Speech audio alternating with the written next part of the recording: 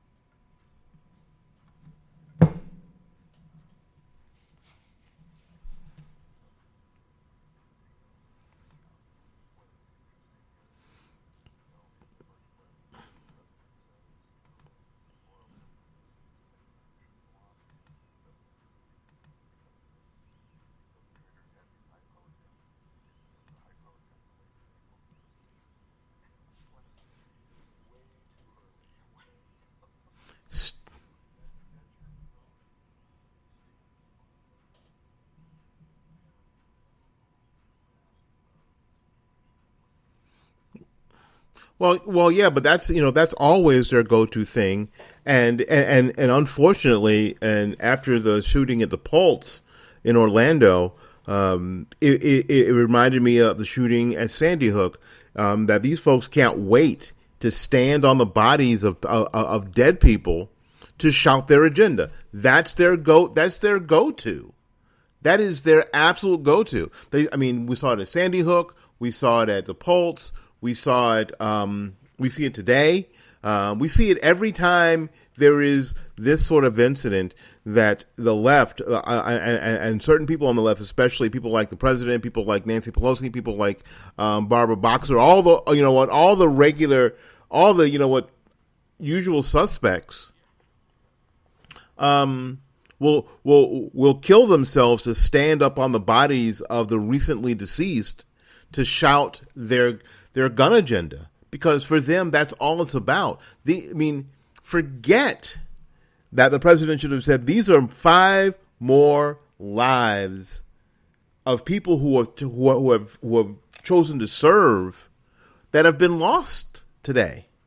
That's the crux of the matter. That's all we should be talking about. We should be, as a nation, wrapping our arms around those 5 families. That's where the president should have been. He shouldn't have been. My opinion, and my opinion is worth whatever you can get with $6 at Starbucks. That's what my opinion is worth. But it would seem like the perfect time to say we need to wrap our, the nation needs to wrap their arms around these families. And Paul, think about this. Even day before yesterday, with the shooting of the guy in Louisiana and the guy in Minnesota, if the president comes out and says these are horrible incidents, but what we need to do is wrap our arms around these families, even if he had said that about them, I would have gone, you know what? Yeah, that's okay. That's okay, because these families have experienced, for whatever reason, these tragedies in their families. You know what? Both of those families have to bury those guys. They both have to go through funerals. They both have to live without them. Yeah. Okay. So we found out about the guy in Louisiana, in Louisiana. Not a good guy. Not a good guy.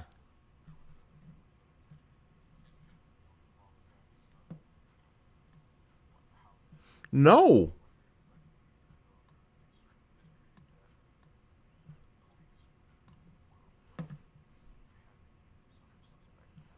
Yeah. Okay.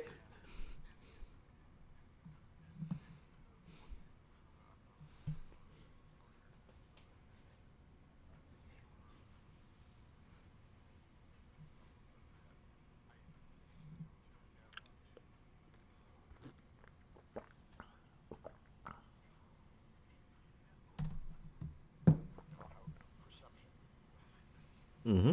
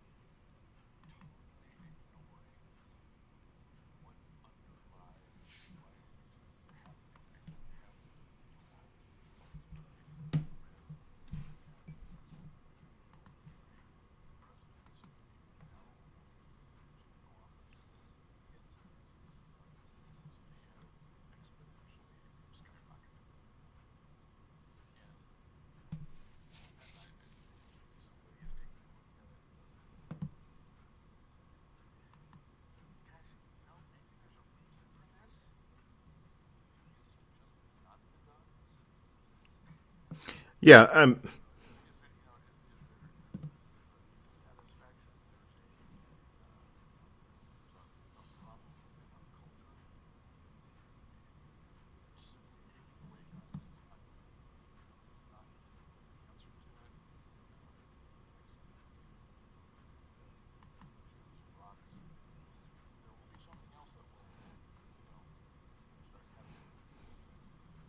When they when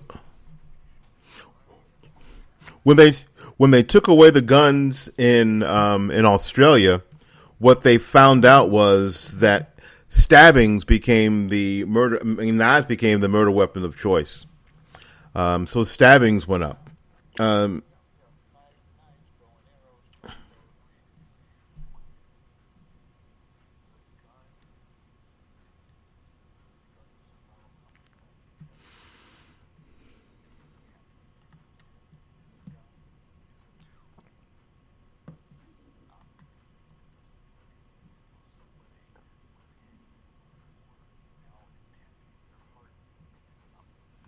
yes, it is never the implement of evil. It is always the evil that we need to address, and I think that that's really the crux of the matter. That a lot of the people on the left, and I think the president is amongst them, is either unwilling or unable to address that evil, because that's a hard conversation to have. That's a hard conversation to have with a friend, let alone have with a nation. Because if you have to have the conversation about evil with a nation, you have got to address faith in a way that the president is not comfortable with. Now, yeah, whatever he doesn't want to do, so he's not going to.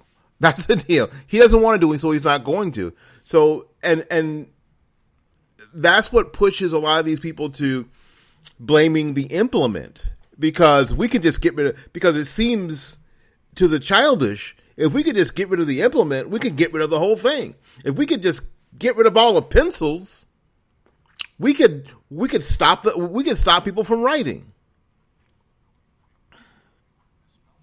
That's exactly right, and that would be better, right? Um,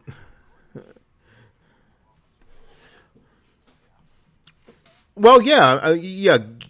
Get rid of all the sporks. Get rid. You know what? Ban all the trans fats, so none of us who are fat get fat. Like I got fat on trans fats. Whatever. I don't think so. Because I wasn't eating purely trans fats, and I didn't get fat eating at McDonald's, because you can't get fat eating at McDonald's. I'm afraid you can't. You know how I know that, Paul? Because I tried. Because I freaking tried. No. No, no, no. You know what, not to be disgusting, but everything from McDonald's falls out sooner than you expect.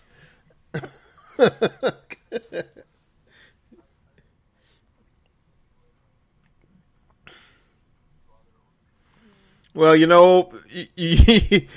can't depend on that sometimes. Well, and normally for me on the way home. In the car on the way home. So everything falls out from McDonald's way sooner than you expected. So it's damn hard to get fat just eating at McDonald's. So destroying the implement is not the way to go. You've got to address what the real problem is. And the real problem is that there's an attack and there's evil that we need in our communities. We need to address. We need to have some really tough conversations. And I don't think the president is ready to have those conversations. And I don't think he's ready to have them in the way that really approaches what the problem is. So if we don't address what the problem is, there's no way that we can get anywhere close to solving it. And this is sort of how he's been operating this whole time. He's not willing to say the words Islamic terrorism, because that solidifies what the problem is, and he's not willing to do it. Because now that offers up a conversation that he doesn't want to be in. He doesn't want to have to say, yes, this, what we're experiencing in this country and around the world is Islamic terrorism. Because I think that puts him in a personal jam with his policies, so he's not going to say it. It has nothing to do with anything else, but his fallback will always be, you know what, we need to get rid of these guns. We need to get rid of these guns. We need to get rid of these guns because if we could get rid of these guns, then guess what? Then we can solve the problem. Well,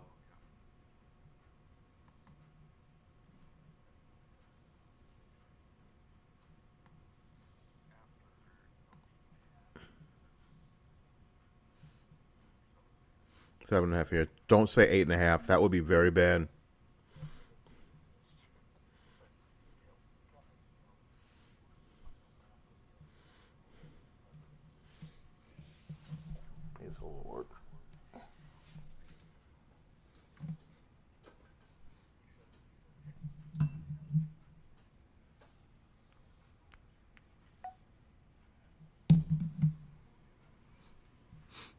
Yes.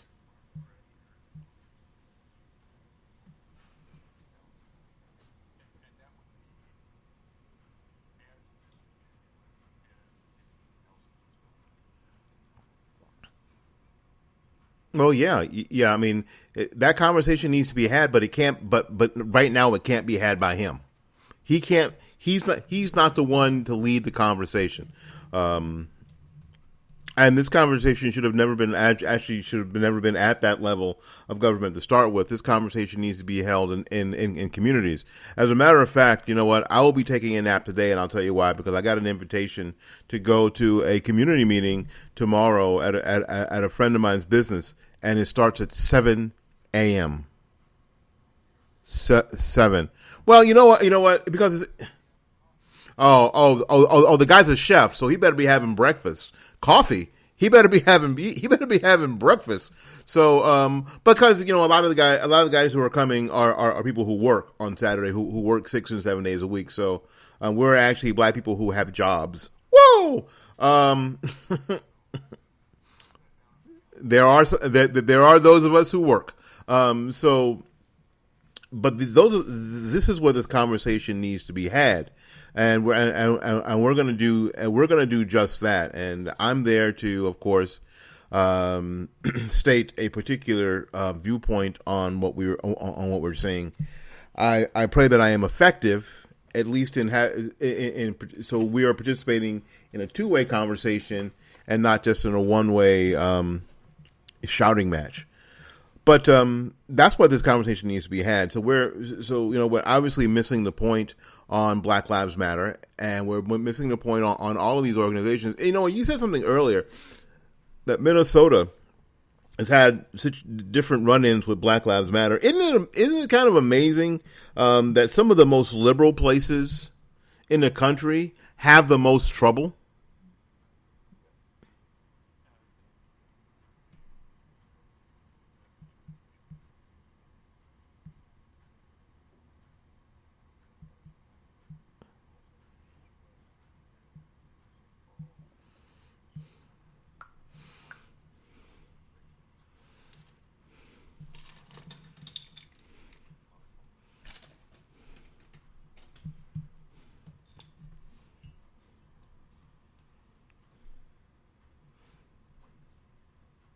Wow.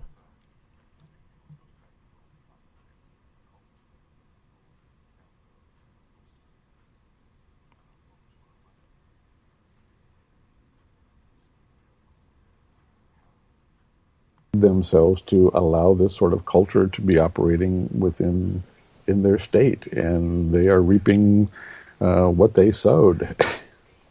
That is absolutely amazing. Yes, and I think they will probably continue to operate.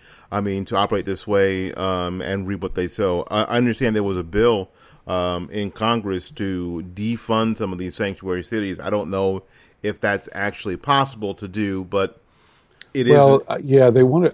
I'm not sure the bill wanted to defund. They were trying to get the Katie's law passed out in San Francisco, or that was started because of the shooting out there by the 5-time felon or 7-time felon who was released back into a sanctuary city. And I don't know all the specifics about the bill. I don't think it was just strictly to defund sanctuary cities, although that is the Congress certainly has the purse strings to be able to do that. And again, as we've been talking, that uprising, if you will, the desire to defund, or to get rid of sanctuary cities, has to come from the residents of that city. Yes, there's got to be some. It can't be top down, and you and I have talked about this before. from any sort of political action has to be bottom up. It cannot be top down. It's the same principle about the Convention of States that starts at the state level, and albeit state level, but local cities, the state governments, and those types of things have to start there, and then those influence and impact what the federal government does. Well, yeah, and without that, I don't think you really have a whole lot. I think without that, you just have people at the federal level, especially just pontificating.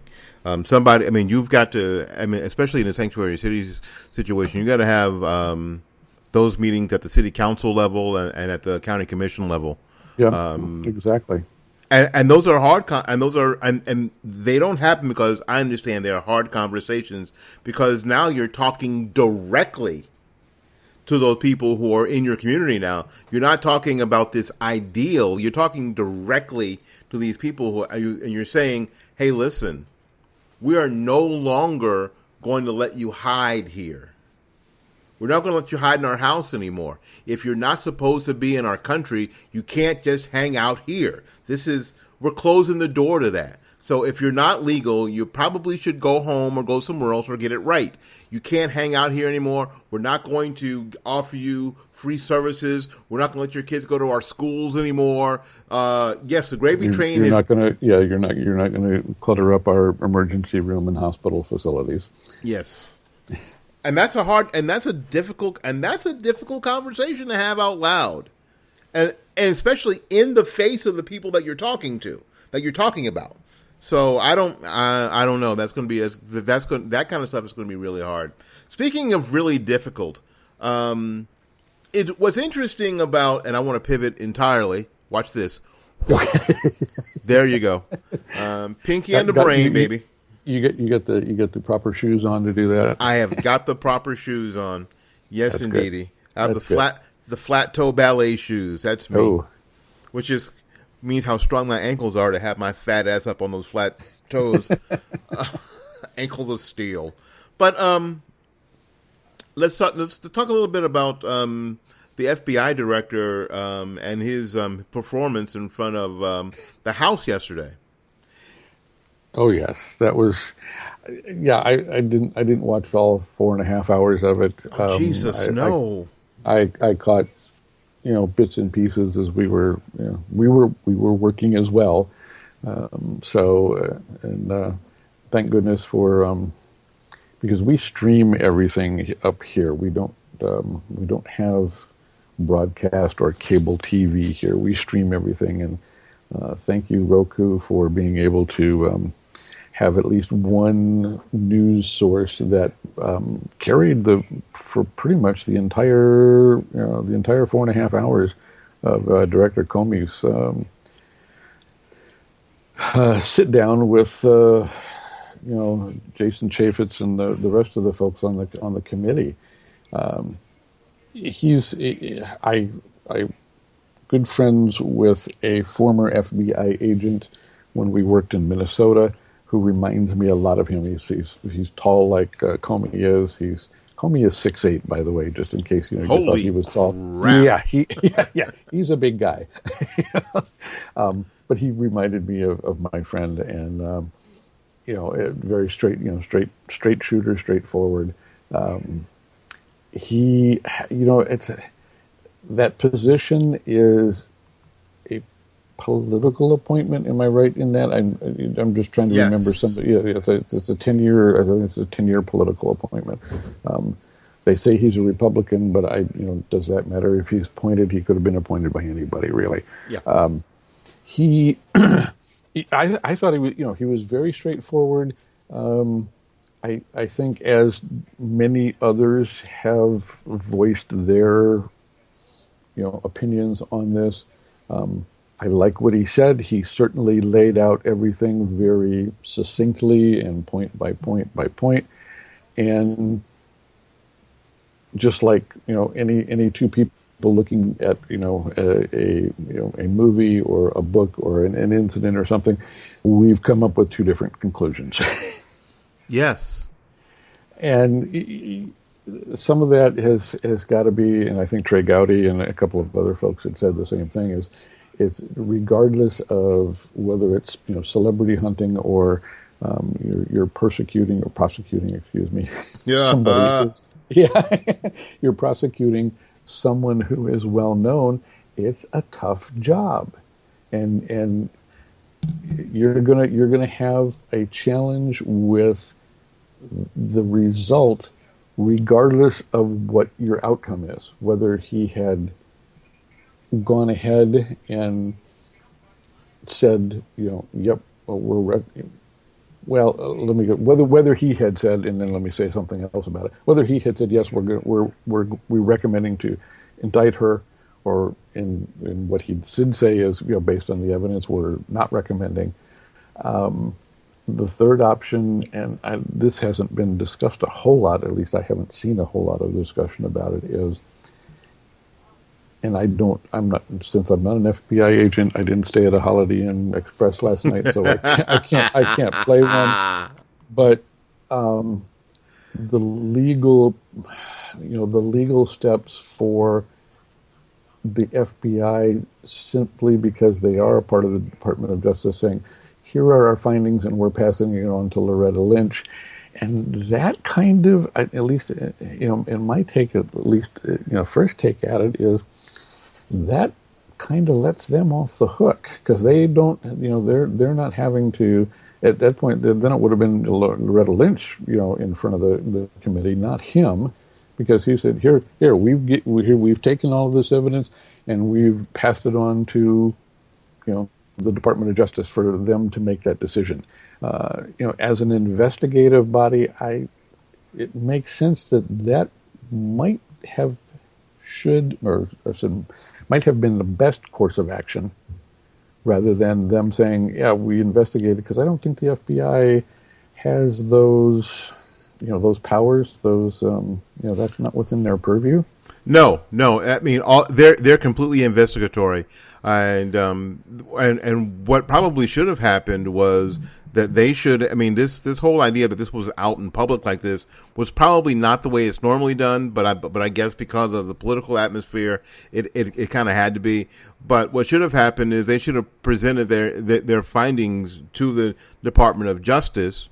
Maybe to some attorneys and prosecutors in the Department of Justice, and then the Department of Justice should have come out with an announcement that they had chosen not to go forward, or they have chosen to go forward.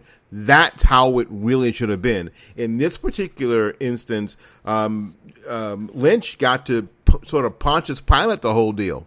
Yeah.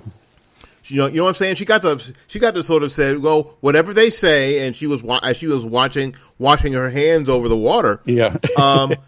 Yep. That's what we'll do, and that shouldn't have happened. And you're right. That would have put her in the hot seat yesterday instead of Director Comey. Yeah, and why that didn't happen, we don't know. Although I think that, to his credit, he's been, as far as the investigation, he laid out everything that was done. He has been very transparent. He's probably the most transparent of any of the folks in the entire administration. That might be, and that might be his undoing.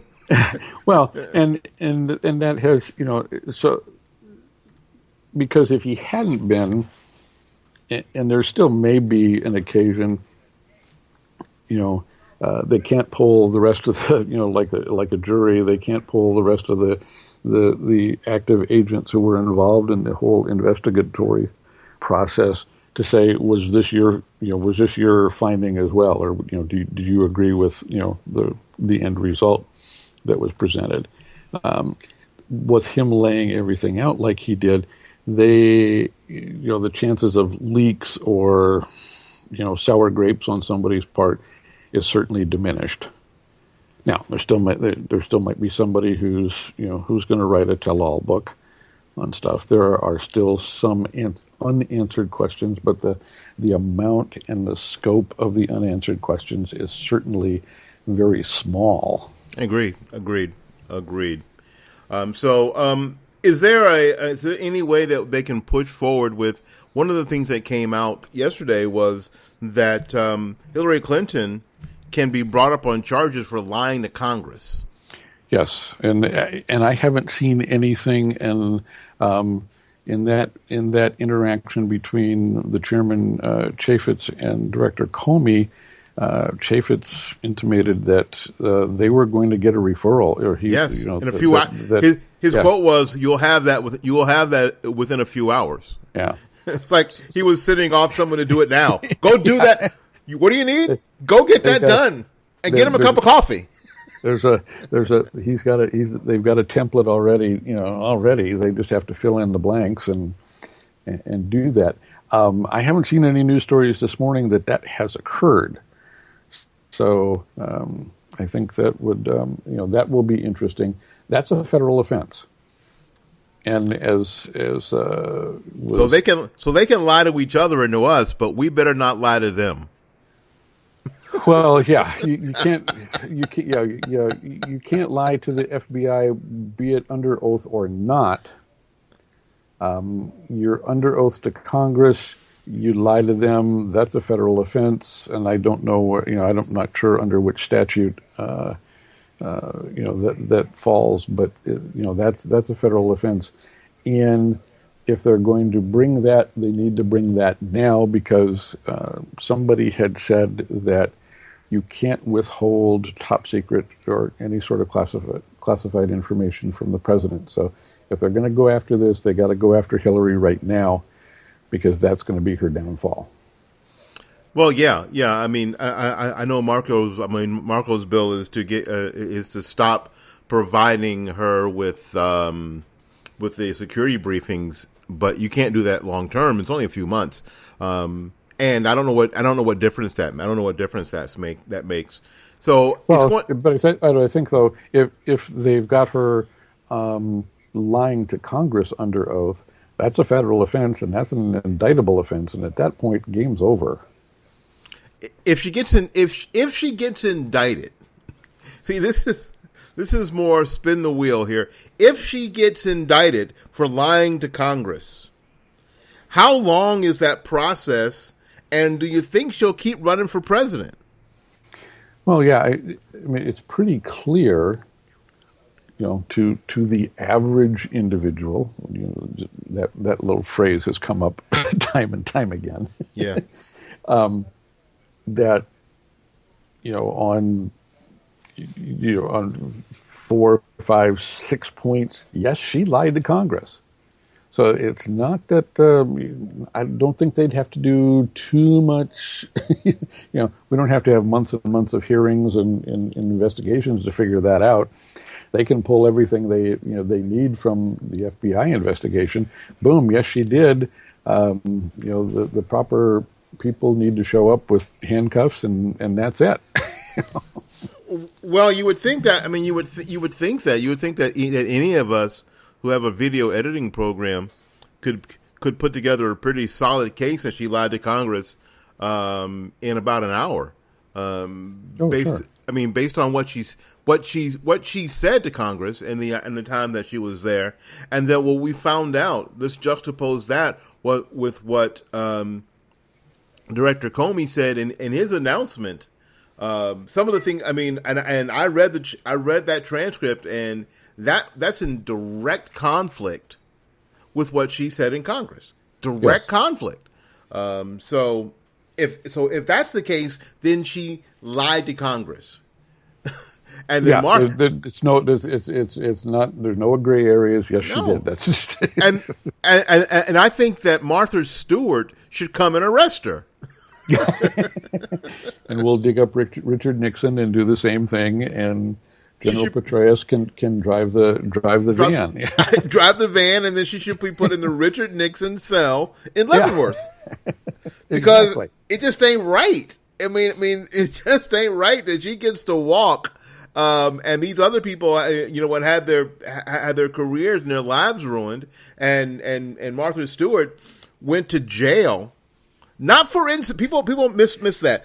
She didn't go to jail for insider trading. She went to jail because they said that she lied to the feds, and her big lie was, I didn't do anything. I didn't do anything wrong. Well, guess you did. Clink, clink. That was her big lie. Her big lie was that she didn't do anything wrong. So that was the lie that when they found out that maybe she did something wrong, well, we don't know, but she did lie to us. There you go. And I'm not sure how Mrs. Clinton is going to extricate herself from this situation. Frankly, not everybody in Congress is going to commit suicide in the next couple of days. Mysteriously, allegedly. Yeah. The suspect or have heart attacks or, that sort of thing. Be found in Texas with a pillow over their head. Yeah. Alleged. Or they're not all getting on a big charter flight and having the thing crash or something like that. Yeah, allegedly. So yeah. So it's going to be very, very interesting the next few days. Now, of course, that's all out of the news having to do with, of course, the two shootings day before yesterday and the murder of 5 police officers in Dallas. So all of that stuff right now is out of the news, except for here, because we will not get distracted. We will not get distracted by some of this stuff. We will not sensationalize the death of these people, especially if we have not celebrated their lives. We will not. So if you really are interested in what's actually going on, if anybody is staying focused, well, it's us right here on coffee break. So when you're done with your coffee break, I still have like 3/4 cup of my second cup of coffee, and I'm going to drink that. You're not trying hard enough, there, sir. I'm failing. I'm failing. You're talking too much. Apparently, I need to do less talking, more drinking. Wait a minute. I think I was just channeling my 1981 self. I was going to say that's flashbacks to the 1970s. Yeah, more, less talking, more drinking. Yes. I think I actually said that once. Anyway, golly, it's a wonder, Paul. It's a wonder I survived it all. It's a wonder that I survived it all. It's who's it, David Crosby or one part of the CSN? I said, if you can remember the 60s and 70s, you weren't there. That's the truth. Oh my God! And the 60s and 70s were actually the 80s for me. That 80s were my heyday. Early 20s, away from home, no real responsibility, and the part of my brain that dealt with consequence had not been formed yet. So I was out and about. I was a dangerous man. I was a dangerous man. I was thin. I was cute. I had lots of hair, and I was completely dangerous. Weren't we all at some point? Oh my goodness! So, so the idea is to try to stay focused because I don't want to just call the death of 5 police officers a distraction, because clearly it isn't. But the media is going. The mainstream media is going to pivot away from this story about Hillary Clinton to what's actually happening in Dallas and what may, especially this weekend, what may happen around the country. You know that every one of the news shows, which I will not have on right now in my house, is gathering panels to have discussions about what happened in Dallas, what happened the day before yesterday, and that will be and Black Lives Matter this weekend will be their focus. Yes, that will be the headlines of all of the, as you said, all of the usual suspects will be making their rounds of the Sunday morning talk shows. Yes, and Hillary Clinton will be off the front page, not of the news, and out of the minds. It will be an aside, if anything.